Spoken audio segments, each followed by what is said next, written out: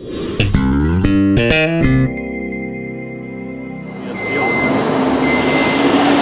comfortable. When I came in the summer, things were kind of going fast. You know, I was nervous, obviously. You know, I just didn't.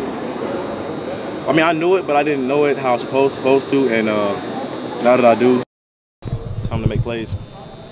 There's a lot of opportunity for you in the defensive backfield. If you've been able to seize on that, has that been sort of motivating you to get to this point? Most definitely. I mean, I've always been motivated, but I mean, it's just time to do something. You know. I mean, we have Ladero and Randolph out there, and I mean, they obviously don't want to take all those snaps, and they need help sometimes. So, I mean, it's time for me to step up and help them out. How much are you trying to learn from Brian and Ladero, guys that have played a lot in this league?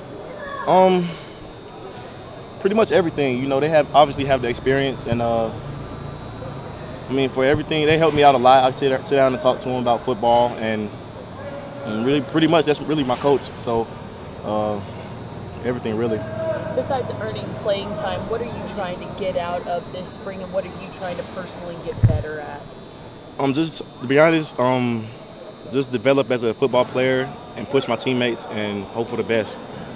How important have these practices been for you so far? Getting sort of in the groove from, like you said, in the fall you were just sort of catching up, trying to get into it. Now you can really take that step forward. It's been very, very important. I mean, the coaches, I have to earn their trust, and this is the time to do it, so I'm working on that. You had a couple interceptions on Saturday. Kind of take us through those plays.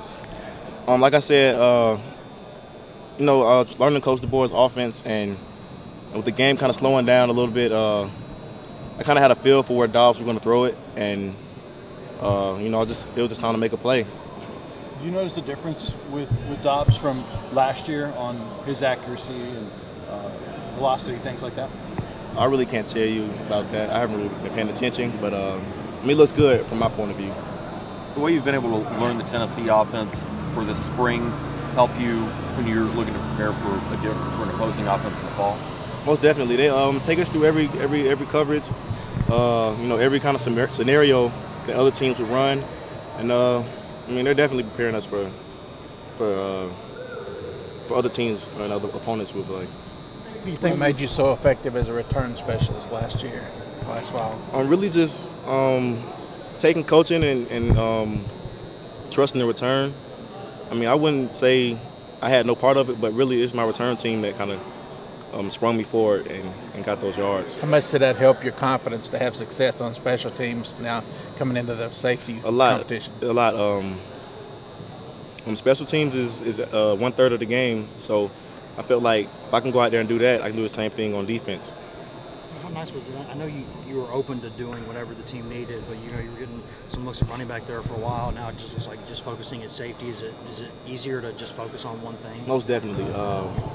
Switching to offense, you know, in the college atmosphere, it's definitely challenging, and just focusing on safety is a lot easier, like you said. How do you kind of keep your head focused about improving every day when you know that, you know, those two seniors are guys that have played so much at that position? You know, if neither one of them gets hurt, it's not likely they're going to take too many plays off. How tough is it to kind of go through that knowing like you might have to wait your turn no matter what?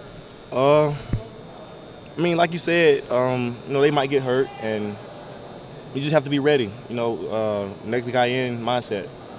Is your mind as a competitor just to go out there and compete with them anyway? I mean, it's kind of a best guy wins situation, and you know, what do you have to lose at this point? Just go out there and kind of see what you can do against them. Yes, sir.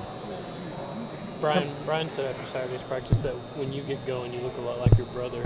I mean, I'm sure you've heard that a lot, but what's it mean when it's coming from somebody like Brian that's been around, that knows SEC football and kind of knows what that means? It's obviously a good compliment. It just feels good, you know, especially getting that compliment from him, because I look up to him, you know, as he did to my brother, and it was just a good compliment. It felt good. What's it like for you as a young guy when Butch kind of singles you out as a guy that stood out after a scrimmage like that had a really good day? I mean, what's that do for your confidence? I mean, it's obviously a confidence booster, but and I appreciate it, but I don't really take it to the head. You know, we just have to keep grinding and try to repeat it again. How much has it helped having? How much does it help having Elliott around you know, when one of you has a bad day or something, to have you guys to commiserate? Oh, it's great. It's great. You know, we're obviously roommates, and we sit down and talk and ask each other how each other's day was. And I mean, we have a problem, you know, we solve it,